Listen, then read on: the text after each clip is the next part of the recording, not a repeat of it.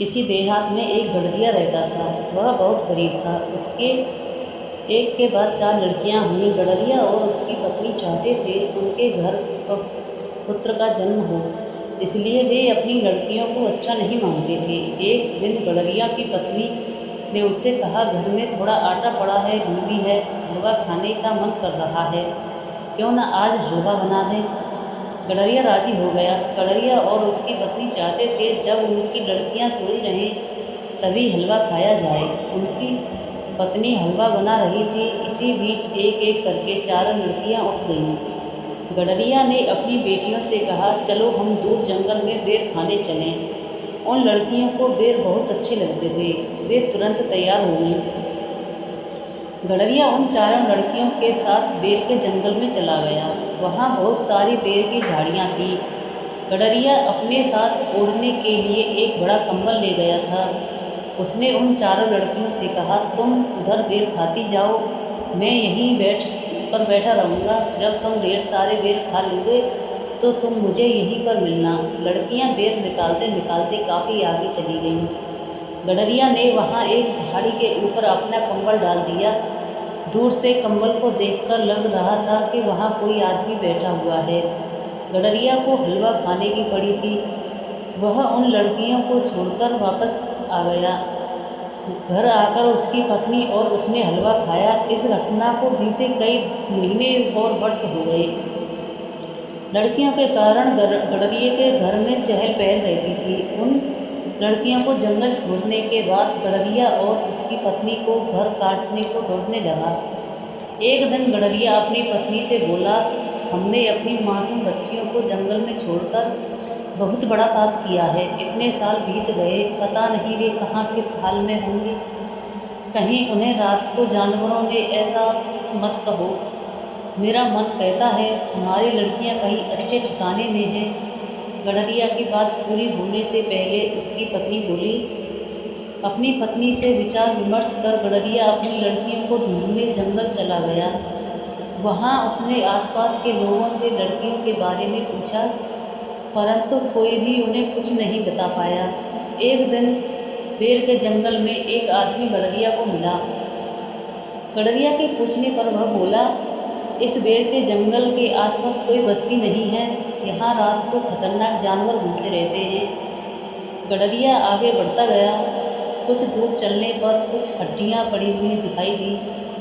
उसे पक्का विश्वास हो गया कि उसकी लड़कियों को जंगली जानवरों ने मारकर खाया है। वह रोने लगा। थोड़ी देर बाद उसे उस रास्ते में घोड़े और सवार एक सुंदर युवती दिखाई दी। गडरिया को रोते हुए देखकर उसने पूछा, आप कौन हो, क्यों रो रहे हो। गडरिया ने उसे पूरी बात बता दी।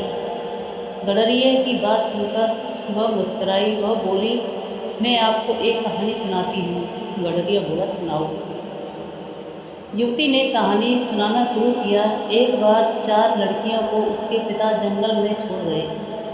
उन्होंने एक झाड़ी के ऊपर कंबल रखा। लड़कियां दूर से उस कंबल को ही देखकर अपना पिता समझती रहीं। उन लड़कियों ने खूब बेर खाए और कुछ अपने माता पिता के लिए भी रखे थे। जब उन्हें घर चलने का ध्यान आया तो उन्होंने देखा उनके पिता उन्हें छोड़कर जा चुके थे। उन्हें घर का रास्ता मालूम नहीं था। रात गहरी हो गई थी। वे जोर जोर से रोने लगी। तभी उन्हें घोड़े पर एक सवार दिखाई दिया। उन्होंने घुड़सवार को अपनी परेशानी बता दी। वह घुड़सवार बोला, मैं इस क्षेत्र का राजा हूँ। उसने उन 4 बहनों को घोड़े पर बिठा लिया। वह उनको अपने राजमहल ले गया। उस राजा के 4 बेटे थे। उसने अपने 4 बेटों की शादी उन लड़कियों से करवा दी। बेटी, मैंने भी अपनी 4 लड़कियों को जंगल में छोड़ दिया था। तुम्हारी कहानी की लड़कियों का तो राजकुमारों से विवाह हो गया। मेरी बेटियां पता नहीं कहाँ किस हाल में होंगी। वे जीवित होंगी भी या नहीं। भर्राती हुई आवाज़ में गडरिया बोला, मेरे साथ घोड़े पर बैठो, मैं आपको एक जंगल में ले चलूँगी। क्या पता आपको अपनी खोई हुई बेटियों के बारे में पता चल जाए। गडरिया उस युवती के साथ घोड़े पर बैठ गया। वे दोनों एक राजमहल में पहुँचे। उस युवती ने गडरिये को अतिथि विश्राम गृह में पहुँचा दिया। थोड़ी देर बाद उस युवती के साथ 3 और युवतियाँ विश्राम गृह में पहुँची। उन युवतियों को देखकर गडरिया सोचने लगा, मेरी लड़कियां अगर जीवित होती तो इन्हीं की उम्र की होती। इन चारों युवतियों की शक्ल सूरत मेरी बेटियों से मिल भी रही है। हो सकता है ये मेरी ही बेटियां हों, मुझ गरीब की बेटियों और इस राजमहल में। नहीं नहीं, ये मेरी बेटियां नहीं हो सकती। पिताजी, जिस हलवा को खाने के लिए आपने हमें बेर के जंगल में छोड़ दिया था, क्या वह हलवा अभी भी बचा है? सबसे छोटी लड़की की कही इस बात से गडरिया अपनी सोच की दुनिया से बाहर आ गया। मुझ गरीब की बेटियां इस राजमहल में? गडरिया ने आश्चर्य से व्यक्त किया।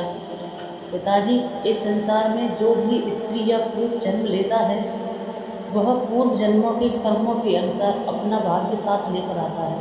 आपने अपनी जिम्मेदारियों से बचने के लिए हमें बेर के जंगल में छोड़ दिया था, किंतु हमारे भाग्य में इस राज परिवार की बहू होना लिखा था। सबसे बड़ी लड़की बोली। गडरिया अपनी बेटियों को पाकर बहुत खुश हुआ। अपने दुष्कर्मों के लिए उसने अपनी बेटियों से क्षमा मांगी।